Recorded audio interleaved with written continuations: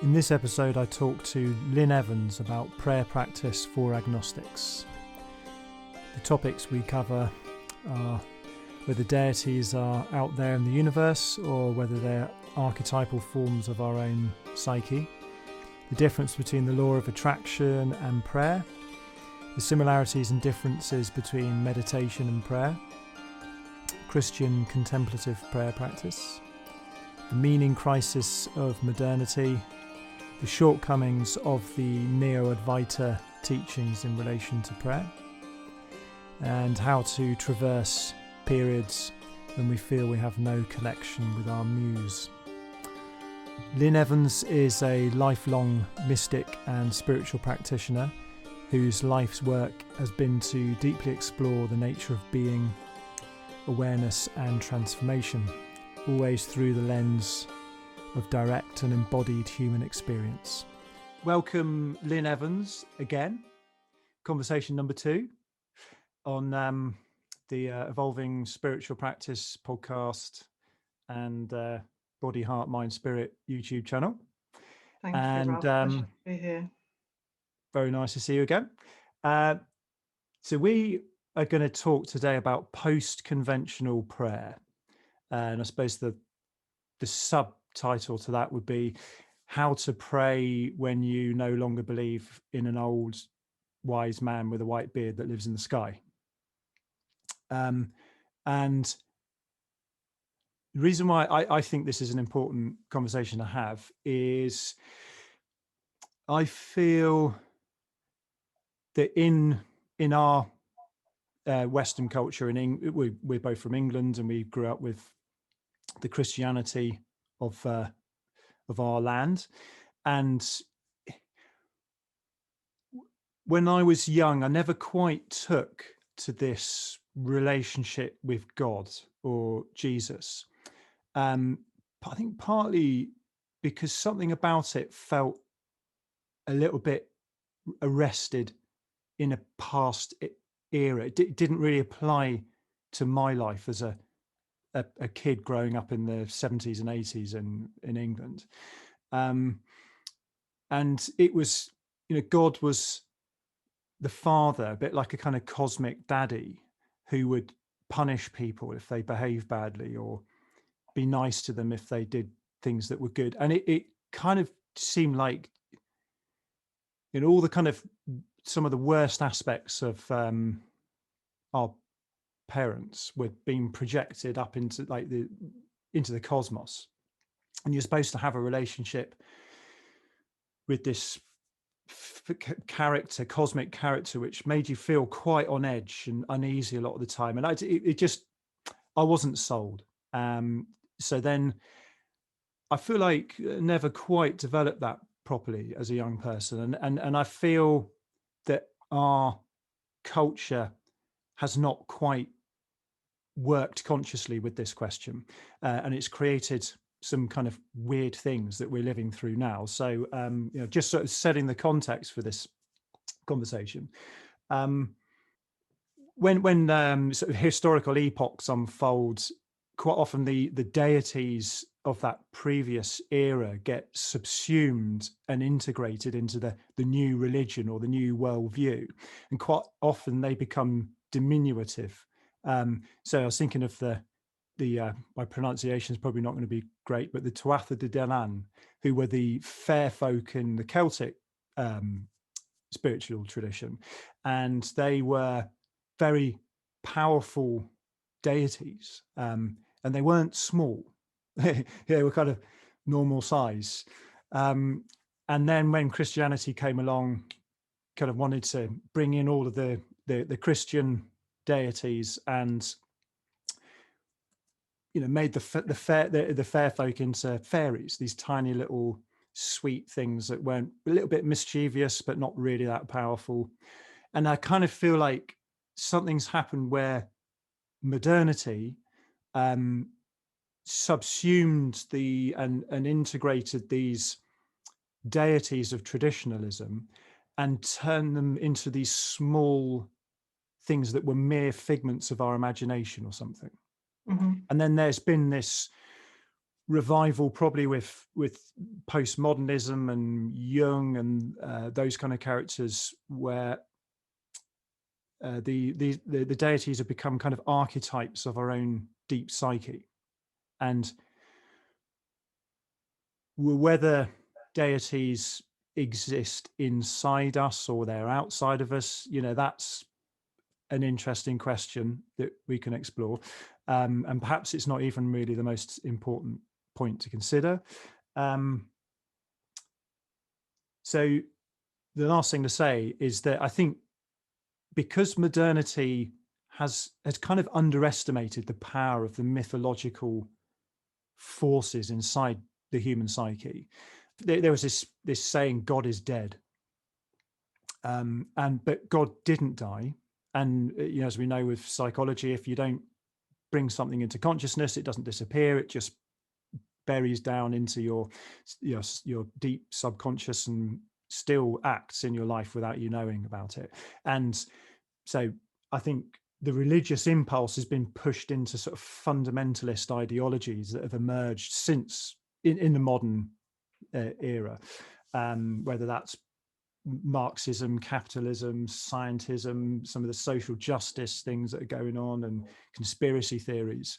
And I think you could make the argument that World War II was a kind of massive eruption of some of these mythological forces inside our psyches that wreaked enormous havoc all over the world. So I think the religious impulse, the desire to have a relationship with divinity, none of that's gone away, despite what modernity said. So I think that's why I feel it's a really important conversation to have,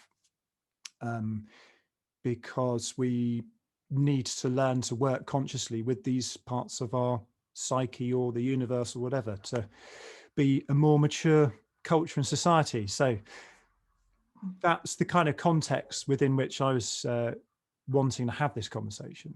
And important from the personal individual perspective as well, because of course we have all of this alive in us as we live this life that's more mysterious than we can ever imagine. And I think at our core we have this yearning for the mystical and the spiritual, and we need to find a way to evolve that so it's not so it doesn't become silly or immature or something to be disrespected, and to be able to evolve it into the fullness of its bloom in a way that fits easily with our modern lives and responsibilities. So you have told me that you pray on a daily basis. Every day. Yeah. So how has that changed? I mean, what's different about the pray? Did you pray when you were young too? Yeah. Okay. I did. So how's that changed over your life? Well, it's changed really radically, actually, from the beginning. So I think prayer has always been about a kind of it's always been about connection. But the things that are sort of associated with that have really changed over time. So when I was a child, I was brought up as a Roman Catholic. My mum wasn't a Catholic; she was actually a Protestant. My dad's family were Irish Catholics and very sort of firm in their faith, from what I can remember, and were very insistent that I should go to a Catholic school. And I think my mum not being a Catholic must have been recognised there, because I remember as a young child, a boy in the school asking me if my mum was a Protestant, and I didn't know what that meant, but that memory just sort of stayed with me. So maybe there was a sort of context of being a bit of an outsider in a way from religion, even at that time. But I was brought up in going to church. My mum used to take me along to church. I'd go to Sunday school, and in a Catholic school. I'm not sure whether you're were brought up a Catholic, Ralph, but no, it was a Protestant school. Yeah. So we were taught religion pretty earnestly as part of the curriculum at senior school. We were learning the books of the Bible. It was pretty serious stuff. But what occurred to me even then as a young child was that the people who were teaching religion didn't really understand religion. And they really had no sort of sense of the mystical, esoteric, universal heart of what they were teaching, and it was very much a sort of an enforced story or a morality riddled with politics. So I remember one day we were asked to draw Jesus returning to Earth, and I drew him in chords. I was really called out for that, for my blasphemy. Probably today we might accept that it's blasphemous to suggest that he might wear cords. But if he came back, depending on your fashion sense. So then I was, so at that time I would pray, but it was part of a sort of routine. And as I got, I felt that sense of connection and protection, and the person that I was praying to was Jesus, the symbol of the faith that I was being raised in. And I feel like I had quite a personal sense of connection to Jesus. I felt like I knew him. I felt like he knew who I was, even though the sort of the religious context around that was in some ways uncomfortable. And I feel like I never really lost that sense of connection, although the relationship and the context has changed over time. So as I grew up with prayer, I think that a couple of things came up as being connected to it, and I still think they may be connected. So the first is that when I was young, I used to use prayer as a kind of conscious intent. So using prayer as a way to alter my universe in some way. And there were lots of little examples of this that were really significant at the time. So I used to I could get on a bus. So needing to get a bus somewhere, I remember getting a bus for my A-level exams, and I didn't have the money to get on the bus, but I needed to get there for my exam, and praying that I would get there. And when I stepped on the bus, I happened to know the bus driver, and he let me ride the bus that morning for free. Or needing to get a train across the river to Liverpool, and needing an extra 40p for that journey. And there was a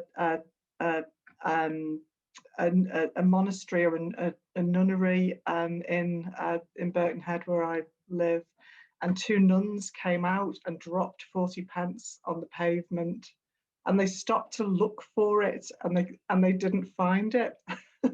And then as they sort of shuffled on, I picked up the 40p.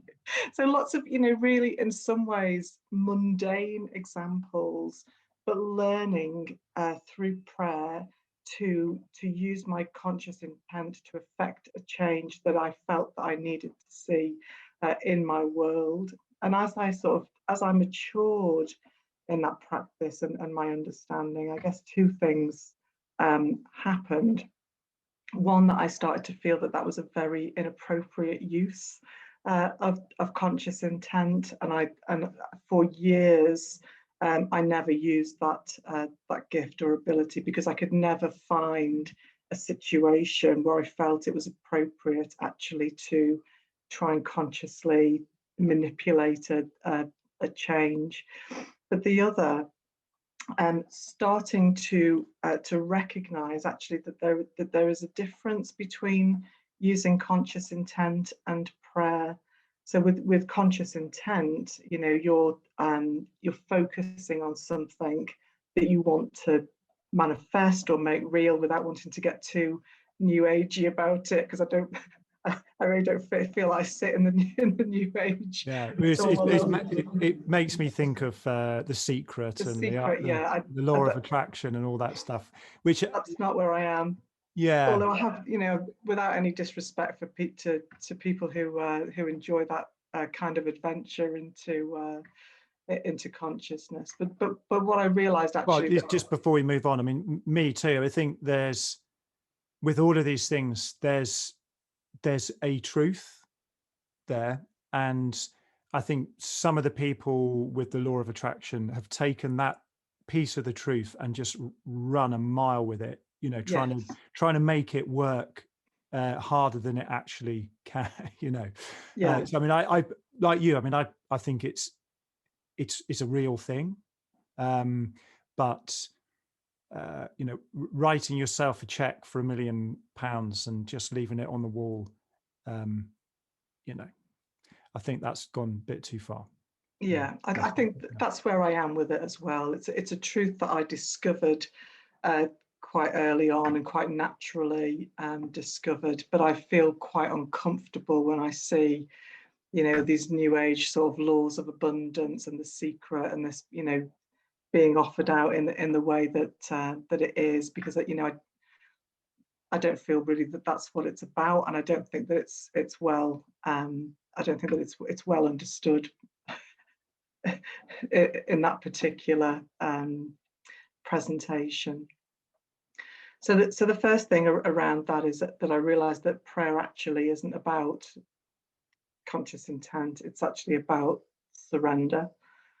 And so in that way, prayer sort of changed form for me and became sort of separate from that use of intent to manifest change. The other thing that I recognize now about prayer is that it's a form of relationship with divinity. So it's not about me trying to use my power or intent actually to do anything. It's about me appealing, opening, um, inviting divine grace into my life, but also more sort of permeable than that. So there's a sort of a humbleness now in it, rather than a sort of, there's no sense of prayer being a powerful thing. It is a powerful thing, but not in the exertion of power, more in a humble surrender and the acceptance of an opening to grace in a way that realigns my human life to the divine, in a way that feels that does feel protecting, but also feels vulnerable and humble and accepting of this mystery that we're living. But the other thing that I felt is quite connected to prayer, but I've come to appreciate the differences, is practice. So again, we could, and these differences don't really matter. It's just kind of fun to think about how these different things fit together, intent and spiritual practice and prayer. But I've spent many years doing various spiritual practices, at the heart of which has always been meditation. And again, I feel that there are overlaps between prayer and meditation, but that in other ways, those two things are quite standalone. And there'll be times in life where my primary practice is meditation, or as some kind of energy work. And there are times when my practice really entirely is prayer.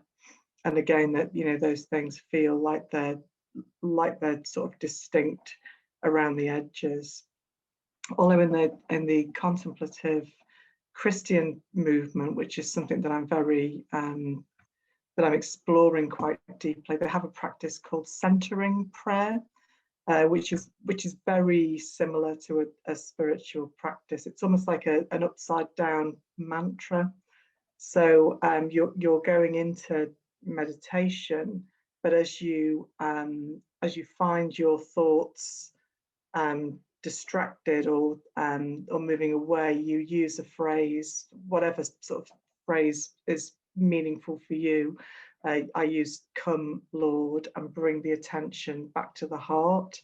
And when you realise that you've sort of lost that connection with the sacred word in the heart, then again you use the phrase to bring yourself back into the heart. So there are overlaps, and in the end, I think that there are ways in which just ordinary life has become a prayer. That the boundaries between these things ultimately sort of collapse and resolve themselves. And my first experience of that was in around 2004. In my head, it's 2004. It could have been a bit later than that, when I was out on retreat with a spiritual community called Waking Down in Mutuality.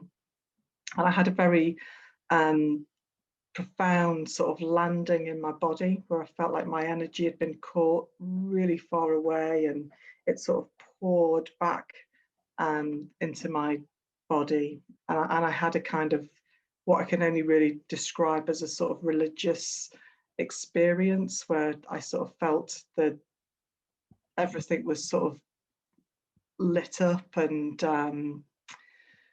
I could really sort of see the divinity of every sort of face in the room.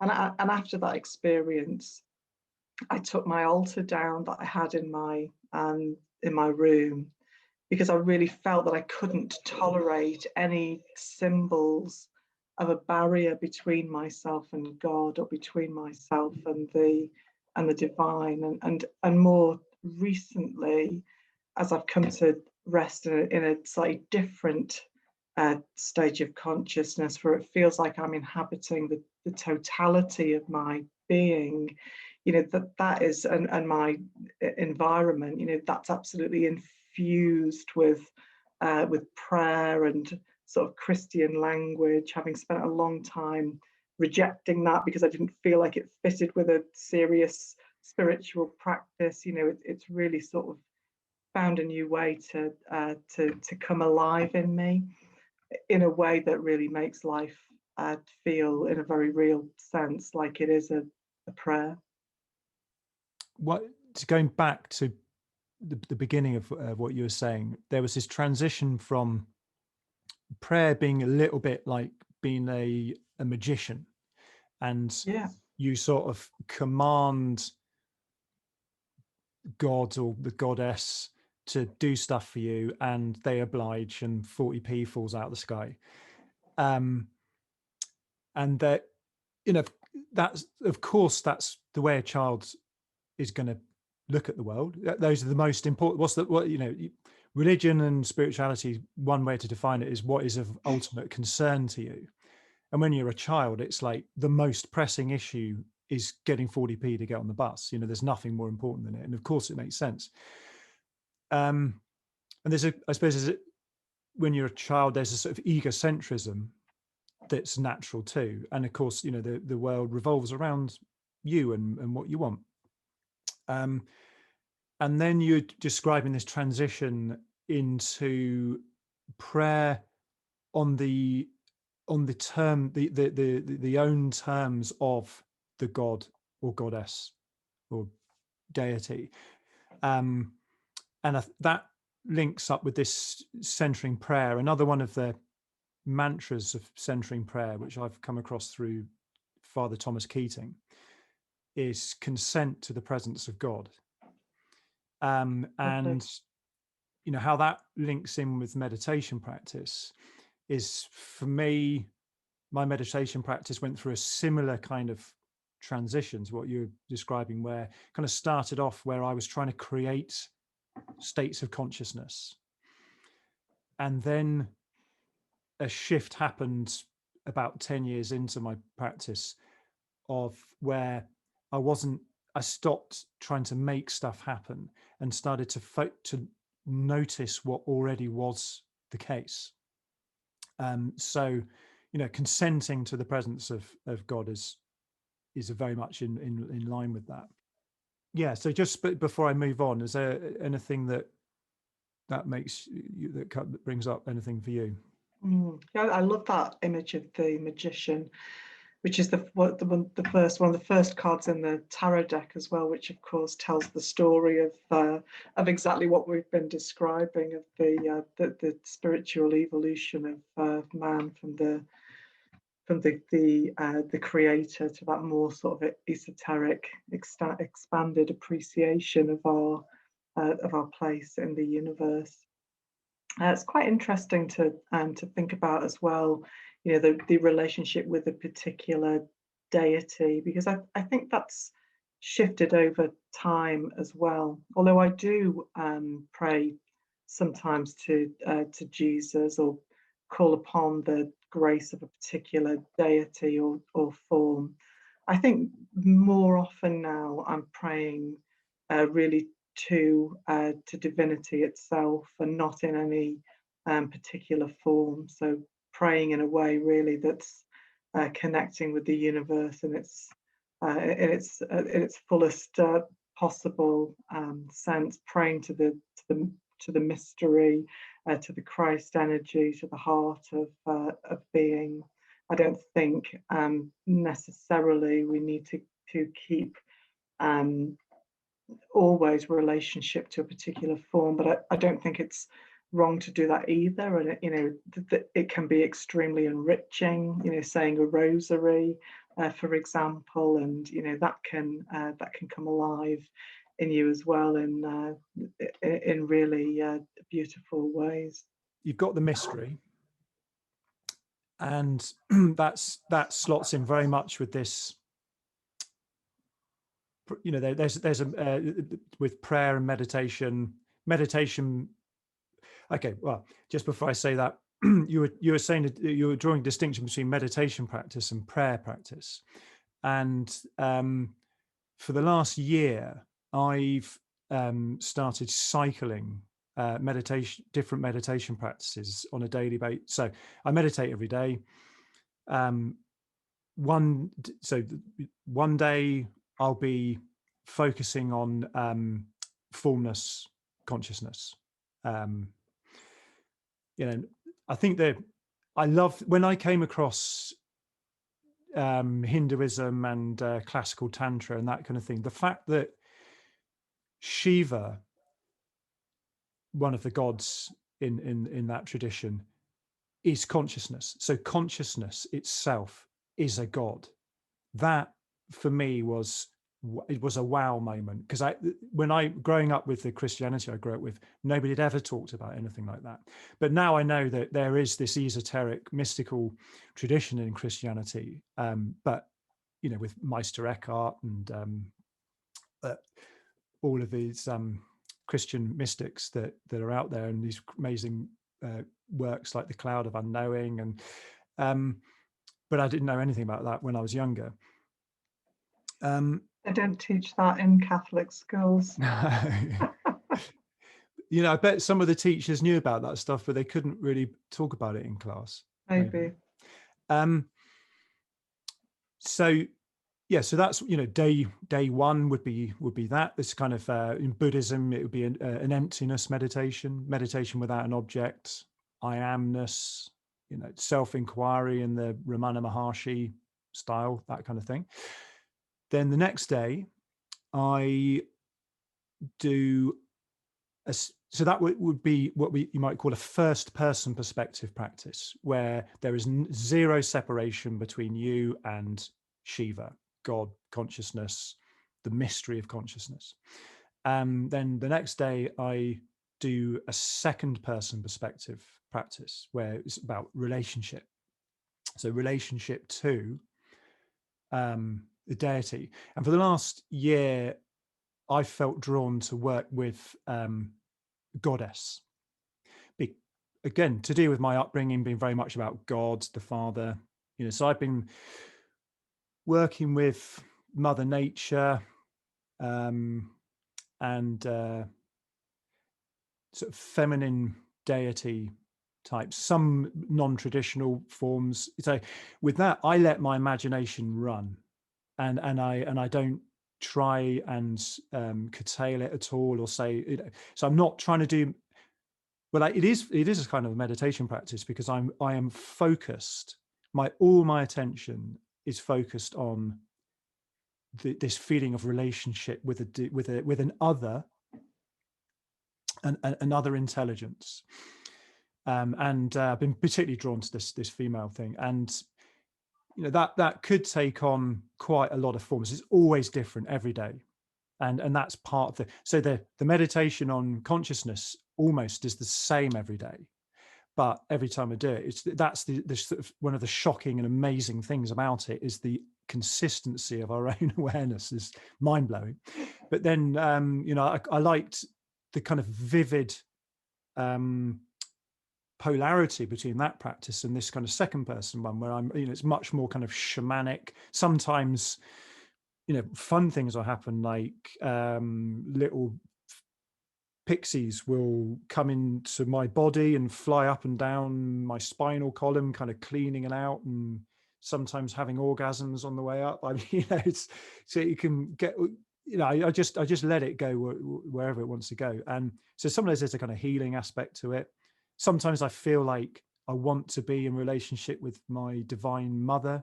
I feel like I want that soothing energy, but I'm always a bit cautious about creating just a cosmic mummy and daddy, because, you know, my parents are elderly now. My mum's got Alzheimer's and stuff. So my parents are not who they were, you know, and so there's kind of a drive inside us to want to have some parents somewhere to look after us, and you know, we can kind of project that out there into the, you know, the world. And I'm not sure that's the best way to go with this kind of thing, you know, thinking in a psychological terms.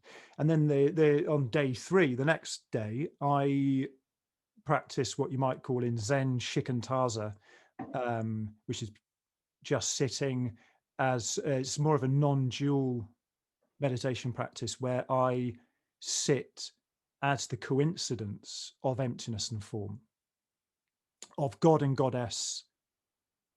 I mean, I love these tantric images from Tibetan Buddhism, and for example, where you have a god and goddess, or bodhisattva, 2 bodhisattvas, female and male, sort of in meditation, but also having sex at the same time.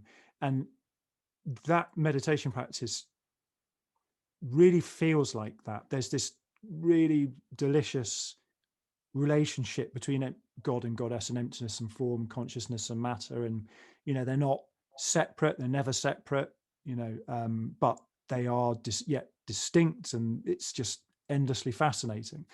So I kind of rotate those just round and round and round. I have been doing for about a year. And one of the reasons why I got into that, which is one of the reasons why you and I met in the first place, was I was getting a bit annoyed with the Advaita non-dual teachings that say, you know, from the 1980s, a lot of it spawned out of Papaji in India, and it's become very, very popular in the last 10 to 20 years. This Advaita non-dual spirituality, where if we were to look at this first person, second person, and third person perspectives, that I think makes sense to me, that they are 3 fundamental domains of life, the human psyche, or whatever. And in a way, you can't really reduce it further than you can reduce it into a non-conceptual unity. But I feel that you want to be doing both those. There's some kind of harmony between the unity perspective and then this multiplicity, and not to. So I was feeling that the Advaita teachers were collapsing these 3 perspectives into this single perspective, and that was it. And one of the things that turned me off about that is, one is it becomes very bland. It's a kind of mono perspectival. It's not 3D technicolor. You know, I feel I love the richness of life, and there's this kind of bland vanilla kind of thing that happens. And the other thing is there's a really real danger of narcissism just colonizing your life and spiritual practice. That if there is nothing outside of you that is greater than you, because in that famous statement from Vedanta Hinduism, you are that. You are everything you've ever wanted and longed for, and all of that. If there's nothing outside of yourself that's greater than you, alarm bells start going off for me, because narcissism is a real danger. And not that narcissism's, it's just, it's an unpleasant thing, but it's also arrests your development, I think, in terms of spiritual practice, because all of a sudden there's nowhere to go. And it's again, it's one of these things that it's true, it's a truth, but it's people taking it so far and trying to make that kernel of truth do far more work than it should do. So that was quite a long monologue there. Yeah. One of the things that really turns me off about the sort of neo-advaita non-duality is, it feels to me like a sort of mental tyranny.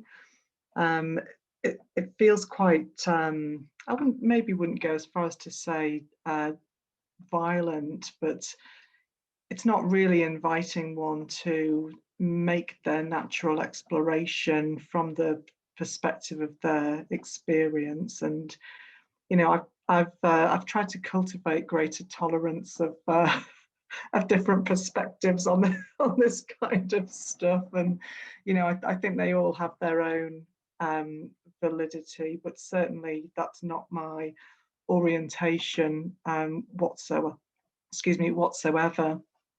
And I feel sort of a degree of pain when I see people on in spiritual communities and forums just being really shut down in their questioning by what feels like the most sort of shallow, arbitrary sort of, who's asking the question type of responses to things that really sort of close people down and close down their exploration.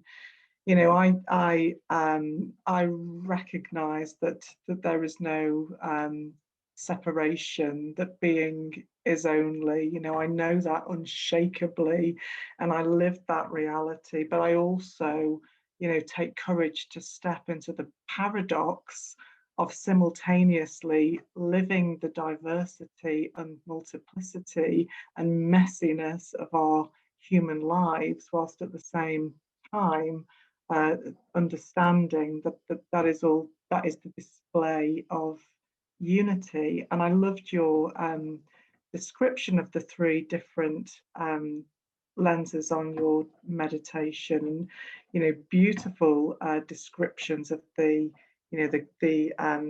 absolute nature of unchanging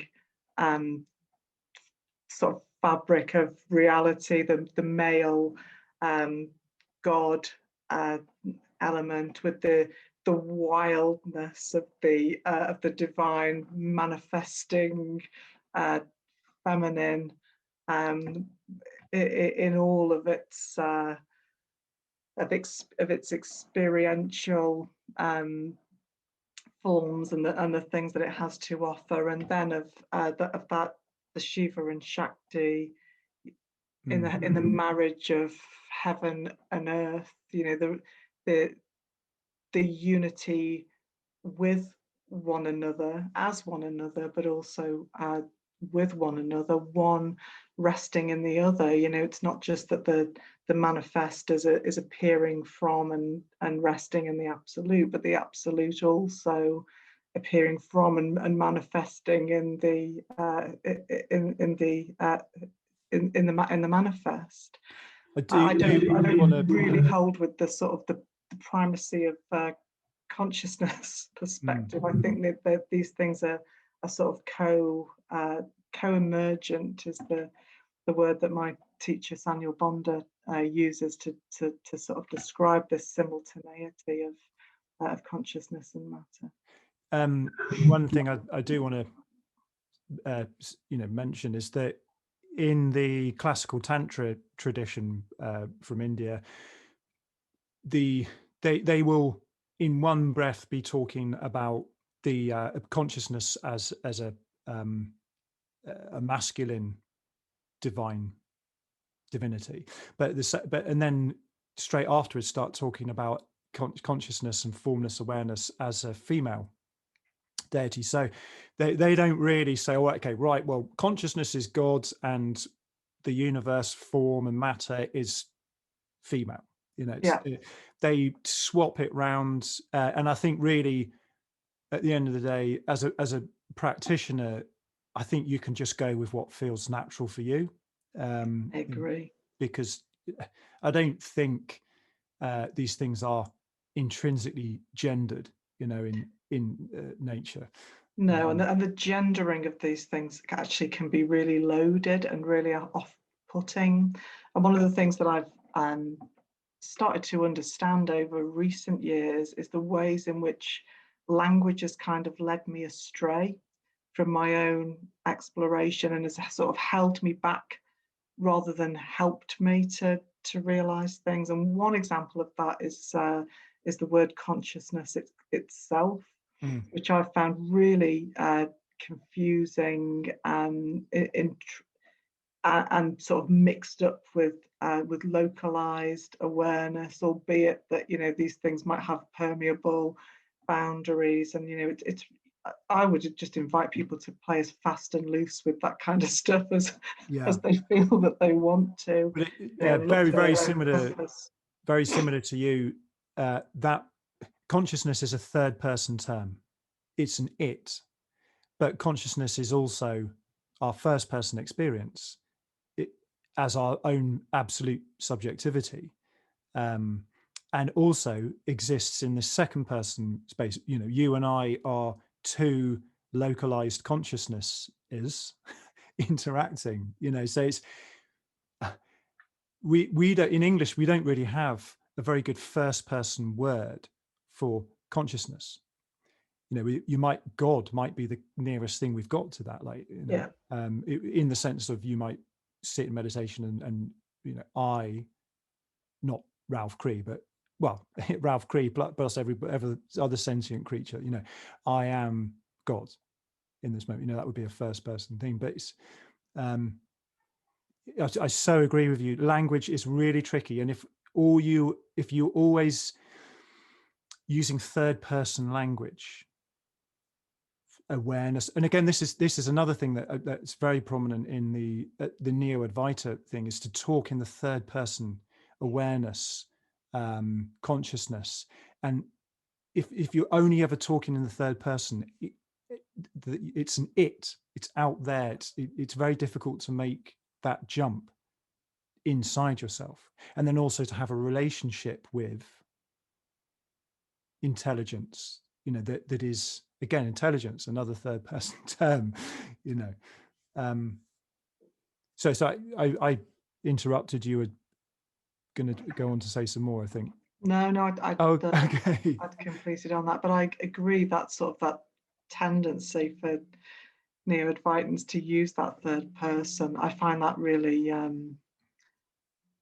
well, I don't want to critique somebody else's but I find it very contrived and unreal, and my personal, and I understand why they do that in order to try and trigger that shift and hold up a dimension of awareness that perhaps isn't our habitual way of perceiving and interacting. But certainly my own orientation is sort of, it's just radical authenticity, and I to me those techniques feel like games, and I just have to always come back to my own experience. That's been my only compass in this work. One of the things that I was thinking of, and goes back to something you were saying about how to have a relationship with the mystery. You know, we live in well, my therapist has this word which I love, the mysterium. You know, we live in the mysterium.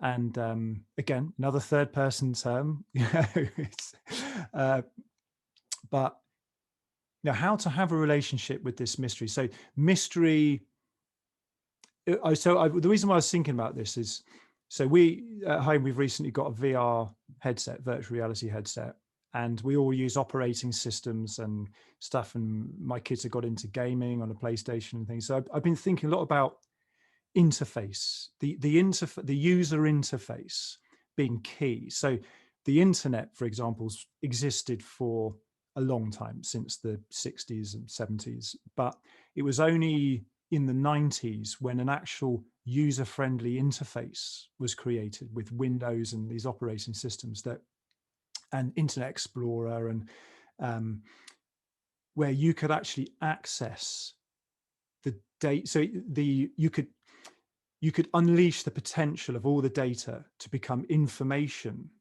that you get this flow of information through the interface you're using. And the mystery of life is kind of like this massive sea of data and information that's out there. And you can kind of contemplate that or be in relationship with that, and feel like getting on your knees and bowing. It just like, whoa.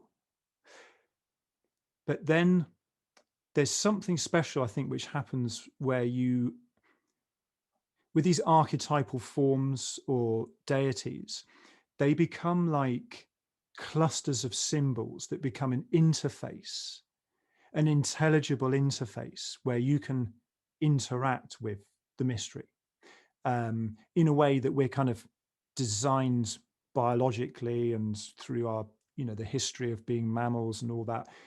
There's ways of conceiving of the mystery of life in a way that facilitate this flow of information.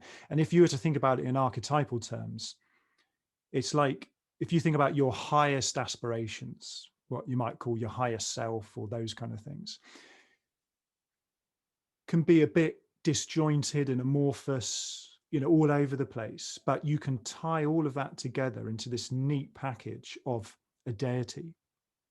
And in the tantric traditions of Tibetan Buddhism and Hinduism, the deities have these ritual ornaments and objects. They have some special clothing, and they're all symbols which are there to give this complete picture, and this present this user interface with reality. That does that make, is that, am I mad for thinking this way? I don't think so. So I guess some people might think about deities as being symbolic, you know, symbolizing certain frequencies of energy, or the things that have been invested in those particular deities over time. I don't tend to experience them in that way, you know. Nor do I really embark upon the sort of intellectual task of trying to unpack and decide exactly what these things are. You know, they could be sort of seams of energy. So, you know, they could actually be the force of creation and destruction, but the human mind is, you know, creating a way that might actually look and manifest in a deity, or, you know, similar to human form.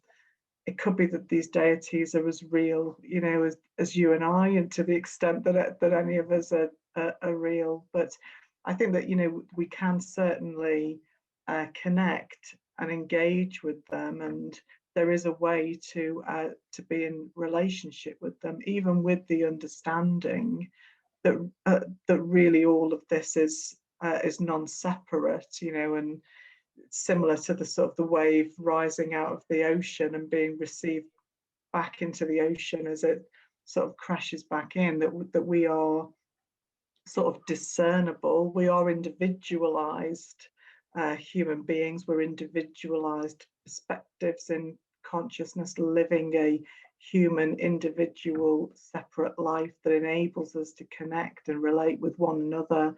As it does, it enables us to connect with different parts or different forms and the diversity and multiplicity.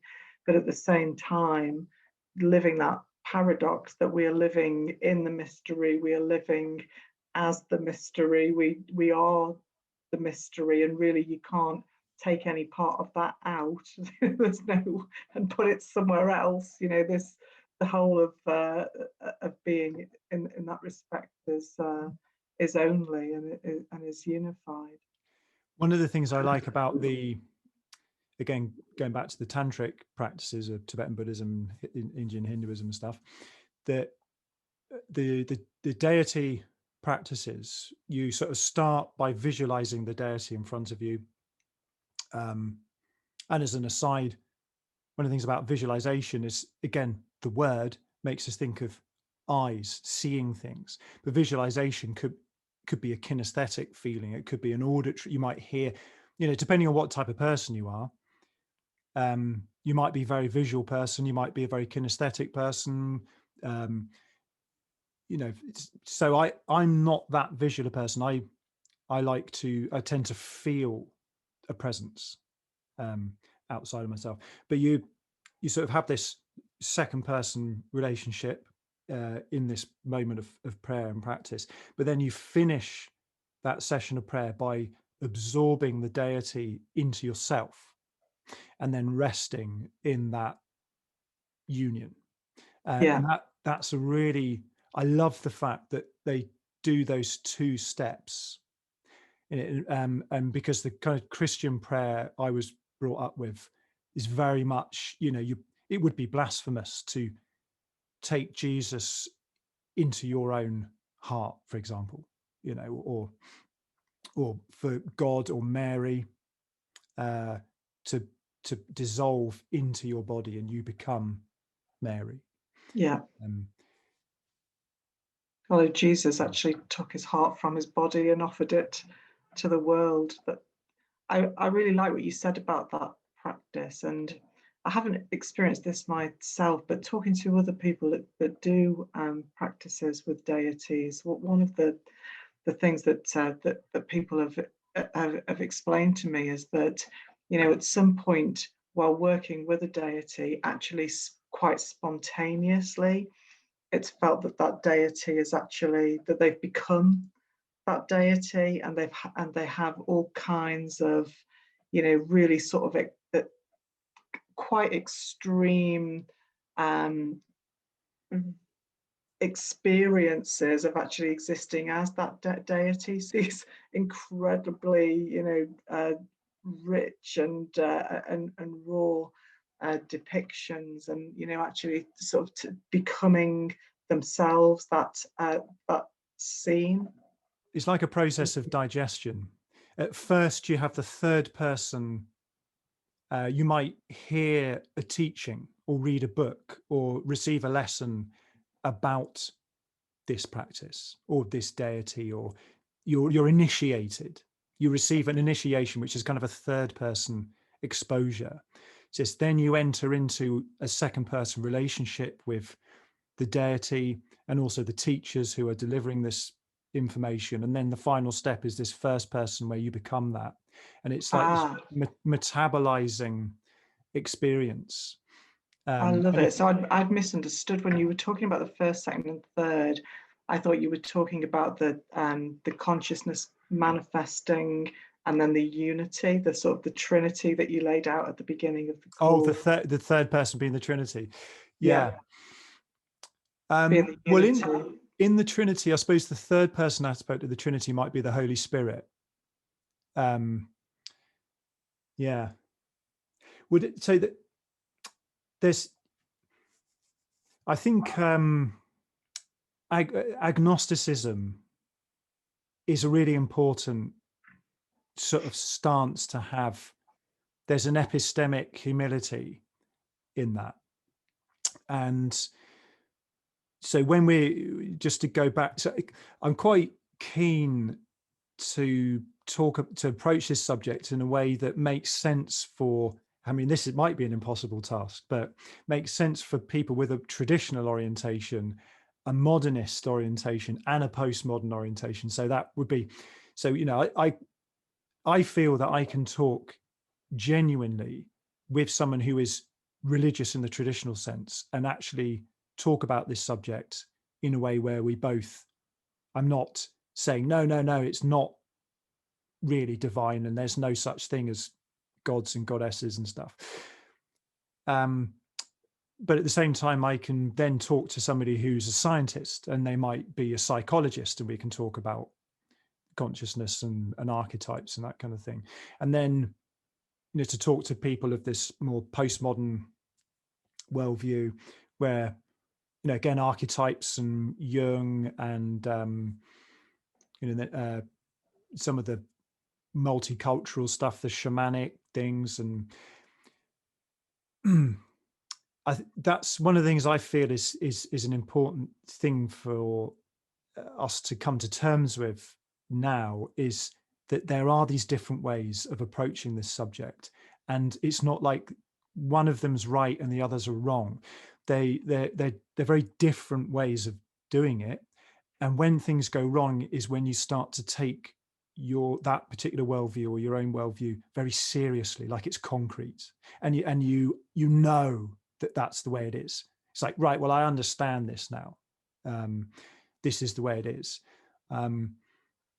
So I think that's really important. And then, you know, if you've got that kind of agnosticism towards what this is about, whether deities are actually archetypal forms in our deep psyche, or whether they are intelligences that exist out there in the world and in nature, that doesn't become the important part.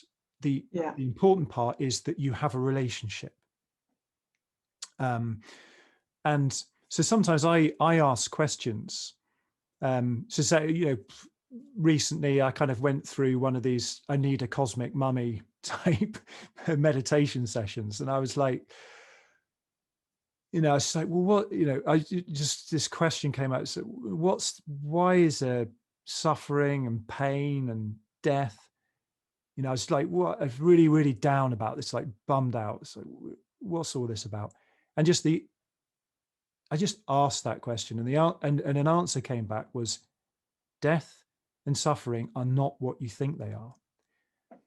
Nobody knows anything about death. And you know, like what happens after you die, or the subjective experience of dying is a kind of black box for us. It's, you know, it's inaccessible. And, you know, why is there suffering? Well, if you let go of trying to understand it or run away from that feeling, the kind of message I was getting back was, you know, it's, don't think you know what this is about. And I think at the end of the day, I was being asked to just trust life, that there is, I don't know, well, just that really.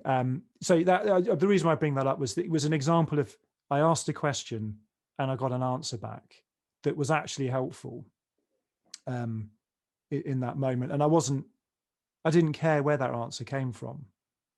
It was, you know, the fact that I was able to have this relationship with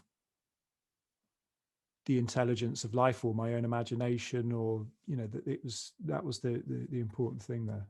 Yeah, I'm so glad you said that, Ralph, because I think it's such an important piece, because, you know, that sort of certainty, and, you know, is there reincarnation? What's life after? What kind of life is there after death? You know, is a deity a real form, or is it a symbol? You know, that's not what we're trying to, for me, that's not what we're trying to cultivate. And when I hear people talking with certainty about those things, or about anything really, you know, for me, that's something actually to fear.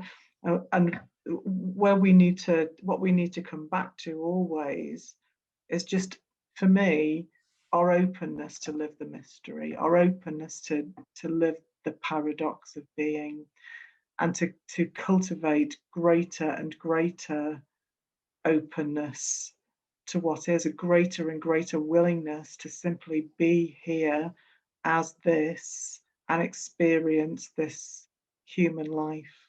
And that to me is what the spiritual path, such as it is, actually is about.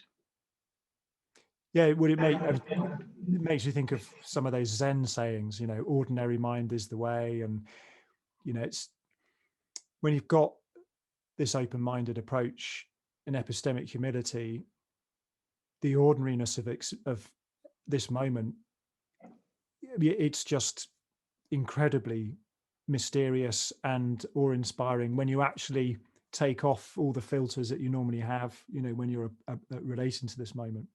And you could describe this as having a relationship with life, and life being responsive.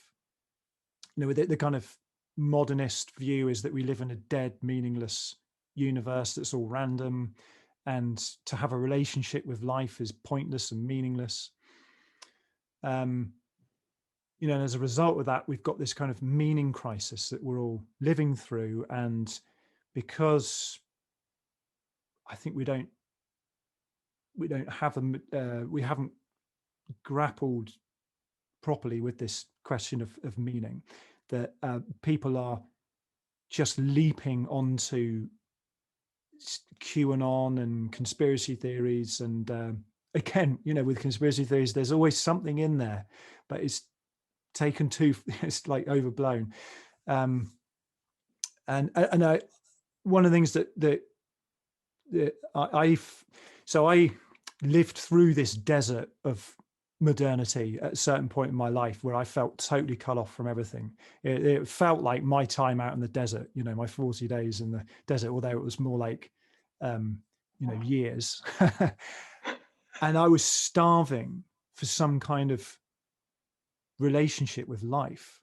And that suffering propelled me into search for it. And actually my search took me into psychedelics, and I had some very, very religious experiences on psychedelics, and I actually had experiences of meeting intelligences. That, like, the first time I did ayahuasca, I was just astonished. I've been looking for spirits and deities and gods and goddesses for years, and I never really had an experience where I was undoubtedly in that situation. But the first time I drank ayahuasca, my just jaw dropping, like, oh my God, I'm having an experience with an intelligence that is just inconceivably greater than anything I've ever even imagined up until this point. And the only appropriate response was to get on my knees really and pray. And what I learned there was, if I didn't do that, I got my ass kicked. Ayahuasca can be like that for sure. But kicking your ass with great love. But yes, the magic is in the ordinary. We're not seeking the mystery anywhere other than here. And in our desperate scramble of seeking and looking for the sacred and looking for connection and looking for God, we're missing the fact that it is here and now, and if we hadn't become so habituated to this ordinary life experience so that it feels so ordinary, we hardly even see it or encounter it, this encounter here would feel as vivid as the novel ayahuasca experience, and we would be on our knees now in front of one another and in front of this sacred scene that we're a part of. Yeah, and that's where the practice of remembering comes in, which is key to so many religious traditions, of just remembering that you are living that right now. And I think one of the things about psychedelics and things like that is they take off these filters that have habituation that we have, and automation, and suddenly we're seeing everything as if for the first time, and we're like, my God, this is just, nothing's, sometimes nothing's different, but it's just the way you're looking at it. When I was at school, we all got into this thing where we would make each other faint. You sort of hyperventilate and stand up, someone presses into your solar plexus, and when you do that, you faint. When you come round again, you know nothing at all, and it's like blotting paper absorbing ink. So just the most fundamental things, like, oh, I'm a person, that's a face, this is a room, I'm alive, I have a history. You feel it all just bleeding back in, and it's just absolutely astonishing. And I wouldn't recommend doing this, and I have heard, don't try this at home, I have heard people have died from doing it. So don't do this unless you will be risking something. But when you do it to somebody else, I remember doing it to my brother and seeing him come round, just the look of astonishment on his face, I'll never forget it, because I know what that looks like from the outside, but also from the inside. Just going back to this loss of connection with the divine, a lot of saints who are people so Mother Teresa is an example. While she was alive, everybody assumed she was sort of plugged into the mainframe, all that, this the divine mainframe the whole time, relationship with Jesus and God, really alive and ongoing.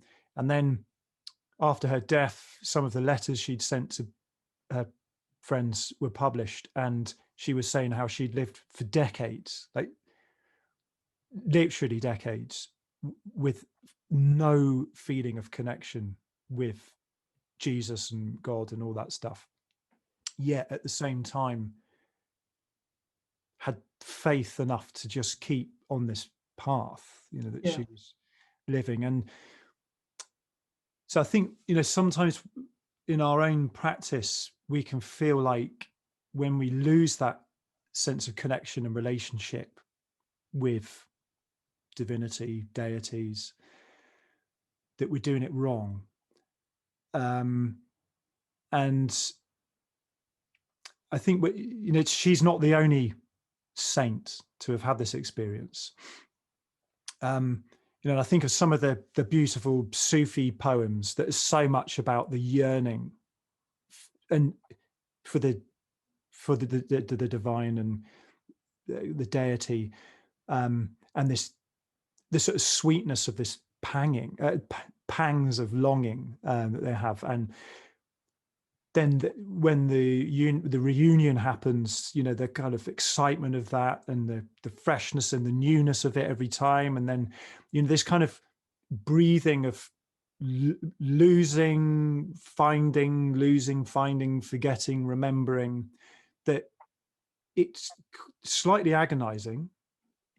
Well, not slightly agonizing, depends how seriously you take this stuff. For some people, it is just excruciatingly, it's the heart of the existential questions of their life. But when you've lost it, it's quite easy to think, right, that's it, it's all over, I've screwed it all up. But I think that's where faith in the path, or a path, or just faith in itself, is really useful to just keep going. And it reminds me of another Zen saying. A student went up to some Zen master and said, what's it all about? And the answer was, just keep going. What else can we do? So there's definitely been, this is something I fall for all the time. I go through one of these desert periods or a plateau period with my practice where things just are not working, and I think there's something wrong here because it's not working how I expect it to work. But then that is falling back into this thing of me wanting to be some all-powerful magician, sorcerer that can just make reality bend to my will.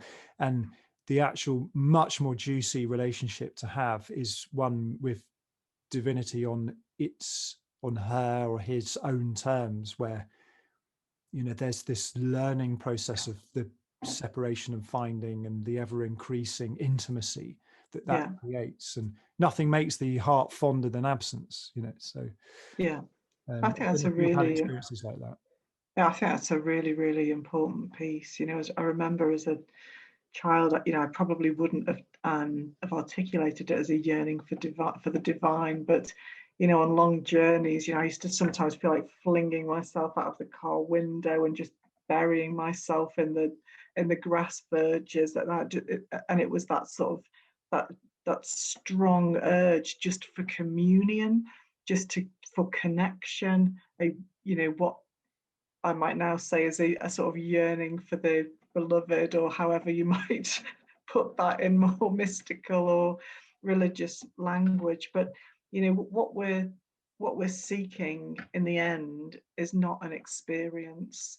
And there are times through prayer and practice that those things can be very experiential, and that's very rewarding. It's validating. You feel like something is happening, that God has noticed me, and here I am, aren't I doing so well, and I must be highly evolved because of having these incredible experiences. And then you can go through phases, and often some of that stuff happens early on in practice, and you can sort of the honeymoon period. The honeymoon period, and then you can have literally years of a sort of a barren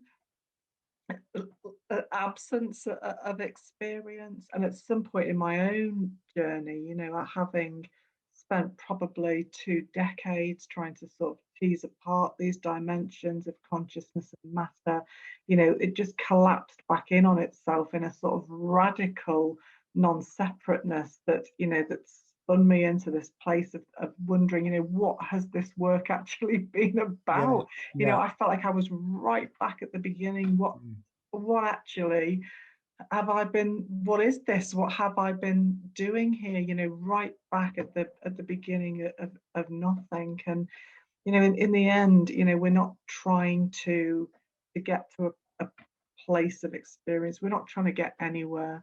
All we can do is to be, is to exist, is to be open, is to flow as best we can with this experience of being human, to feel the pain, to feel the suffering of the sorrow and the sweetness of our world, and the suffering of the boredom, the reality of our time here, where things aren't happening, and all we can do is continue to be. And that to me is what faith is. And faith is central to my life and my practice. I have faith if I have nothing else, but it's not faith in Jesus or in Mary or in Shiva, Shakti, Kali. It's just the faith in being, the faith to carry on. That's all we can do.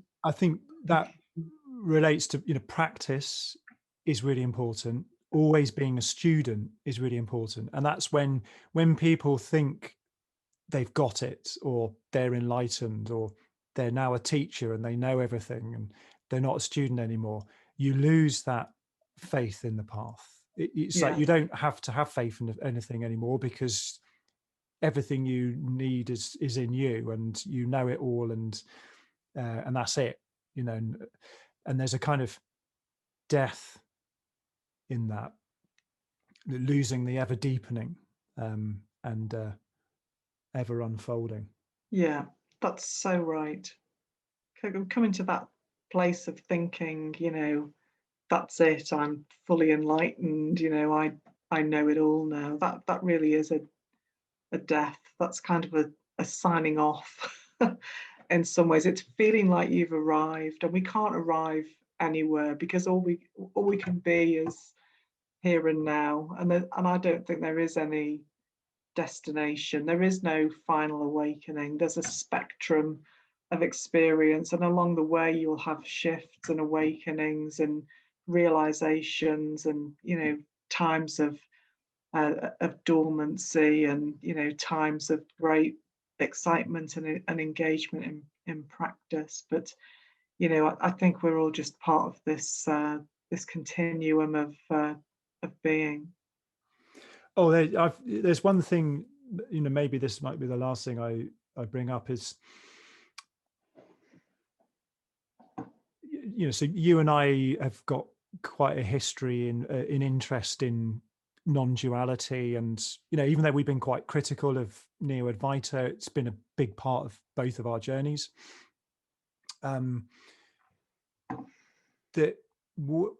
There's something very, very potent about duality, something very true, important, powerful, and thinking of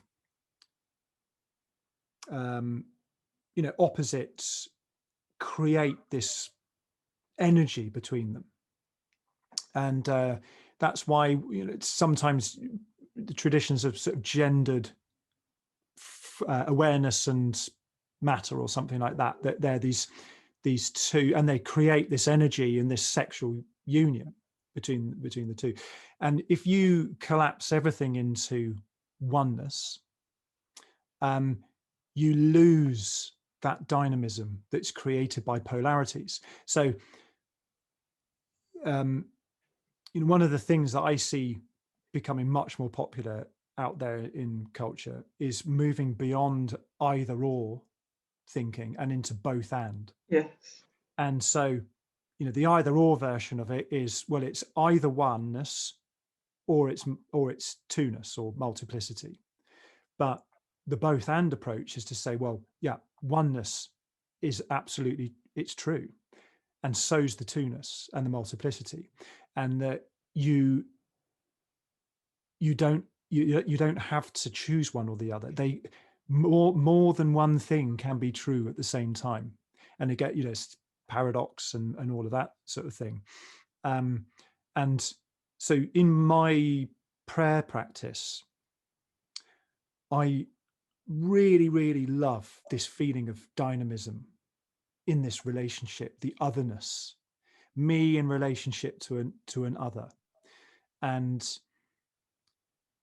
sometimes, I get very, very powerful sensations in my body from that. And also surprising so sometimes when I'm in a more conversational prayer, surprising information comes my way when I ask questions about things. And that's interesting too, whereas if there's nothing outside of yourself, you might not be surprised by anything that happens, because there isn't that otherness. Yeah. So I don't know if you got anything to say about, but I mean, would it, and also this with digital things, you've got ones and zeros, and that fundamental relationship between the one and the zero can give rise to the most enormously varied display. So all the digital content we interact with is relationships of duality. Yeah. And there are some pretty far out theories which I find totally fascinating, but at the end of the day I haven't got a damn idea. But thinking of Jude Currivan when she talks about the holographic nature of reality, and that we kind of live in a virtual reality that's pixelated at the Planck scale. Within information is the sort of basis, the most fundamental elementary aspects of nature. And there are some people talking about finding computer code written into the physical reality, and there's some pretty far out stuff there. But the reason why I bring all of this up is that the potential that's created when you have two things in relationship, it can give rise to so much richness. And if you are only doing a practice where you are it, you've kind of cut yourself off from all of that dynamism. Yeah. It's the only place that dynamism can exist. It's the only place where that anything can exist in relationship and in duality. And I don't see that as being at all opposed to actually to the unity, to the onlyness of being. I have realized the onlyness of being, and I live the duality of being, and I embrace it. And I love it. I love the world, and I love life, and I try to open my heart amidst all of its joy and all of its brokenness. And I'm a parent, a late parent. I was 40 when I had my son, and it was said to me that, when somebody said that when you have a child, you see your own heart walking around in somebody else's body. Absolutely. And I feel that, and feel that I feel that deeply, and I want to honor that in this life. I want to feel everything as deeply as I possibly can. And sometimes you do need to put the filters up because we are vulnerable and we don't want to expose ourselves to more suffering than is necessary. But it's my life's work to begin to open my heart more and more. And I'm glad at the end here that we've brought the conversation back around to practice and prayer, which is where we started, and a really nice way, I think, to complete. Yeah, well, when I had children, I started to think about this fractal thing about consciousness. So the way I feel towards my own children, is there a correlation between, say, and I can hear the voice in my head going, "Oh, you're anthropomorphizing nature, cardinal sin," but that, is there a relationship between an intelligence, we might say Mother Nature or something? Does the intelligence of Mother Nature feel that way about us? Is that repeated in the way that we feel about our children, and care that much about us? People really scoff when atheists and people, when you say something like, "Oh, does it make your life better knowing that Jesus loves you," or something? They kind of laugh at people that feel that way. But I think at the end of the day, the joke's on them, because we all know through the scientific data that people that have a religious orientation live longer and are more happy.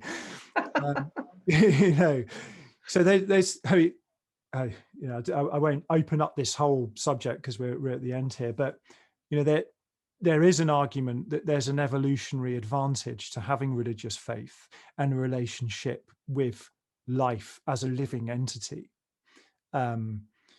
That people who have, and societies that have had that orientation, have been more successful.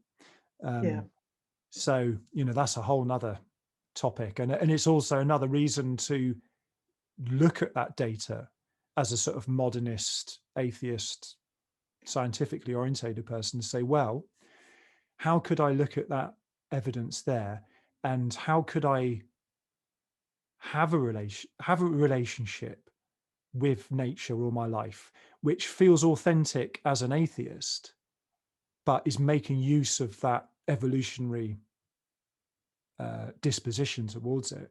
Yeah. Religion is very easy to diminish, as you said earlier with the fairies. When you've got an axe to grind with it, it's very easy to take a sort of narrow perspective on it and make it appear ridiculous. But so what's interesting to me is that some of the people that I know who identify as atheists and have a that kind of sort of fabulous intellectual rigor, when you scratch under the surface, they're some of the most spiritual people that you could ever encounter. I have this friend who lives in Ireland who's an atheist, but you'll see her doing essentially sort of ritual practice and feeling very connected to the fairy folk and to everything that goes on around. I mean, a case in point, Richard Dawkins. Yeah. He's made his whole life a critique of religion. But if you read, one of his Blind Watchmaker, for example, you will see the incredible divine appreciation that he has for life and for the mystery of being. Yeah, great devotion.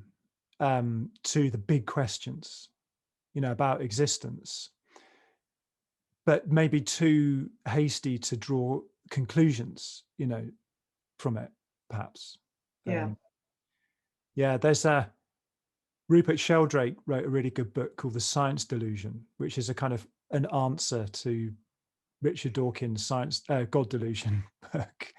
They're pointing out some of the assumptions that science is founded upon, but never makes explicit or never admits that, there are those assumptions there.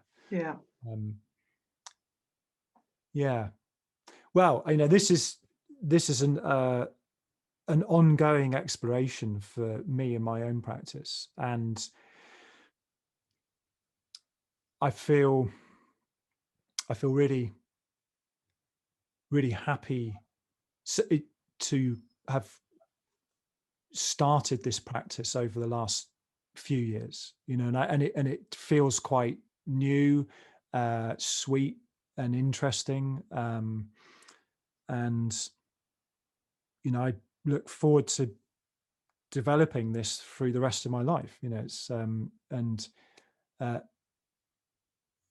always on the lookout for conversations out there in the culture which are trying to address this topic in a way that is relevant now, to this moment now, and that young people can relate to. I mean, I'm 42, so I'm kind of in the middle of, I'm not a young person, but I'm not an old person, and I'm kind of thinking about my children and the world they're going to grow up into, and I think they're going to spend that time in the desert of meaninglessness and feeling insignificant and worrying about life and all that. That's just sort of inevitable phase. But I want to have investigated this enough to help them navigate their way to meaning on the other side of that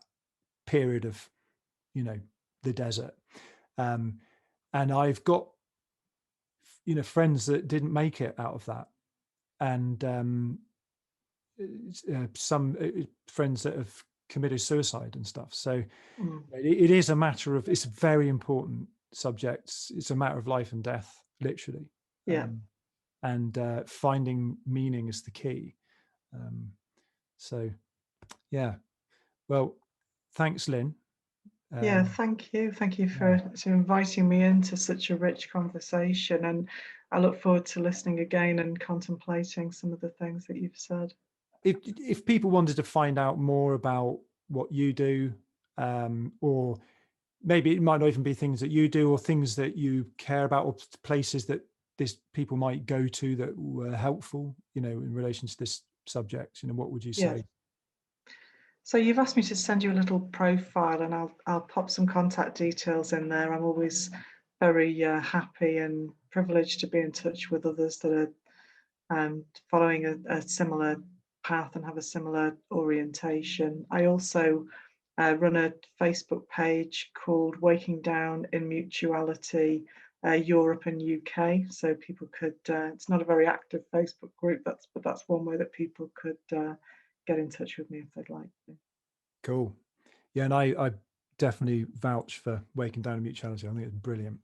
And shout out to Samuel Bonder and Linda Bonder, lovely couple of people, and I've had the privilege of working with them too, at a distance. But you've actually been out to their home a few times, and that's really special. Maybe when COVID's over, I might do the same. Big shout out to Samuel and Linda, real pioneers of the heart. I made all the music that I use in my podcasts. If you'd like to hear more of my music, please visit SoundCloud and check out my profile, Ralph Cree.